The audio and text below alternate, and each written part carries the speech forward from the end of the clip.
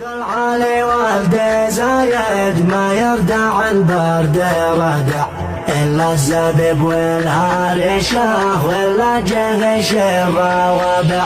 يقول علي والدي زايد ما يردع البرد ردع إلا الزبيب والهرشة ولا جغش الروابع. ولا عسل لونه أبيض من حق علان وسابع ولا لحوم المراعي من ضانع أو تيس ربع. ولا عسل سدرين الضاح وللشفا خير نافع ولا حليب البكرة من الإبل خير دافع. هذا حياة البدوة يا ليت وانا مزارع. يا باله الليل باله يا باله الليل باله هذا حياة البدوة يا ليت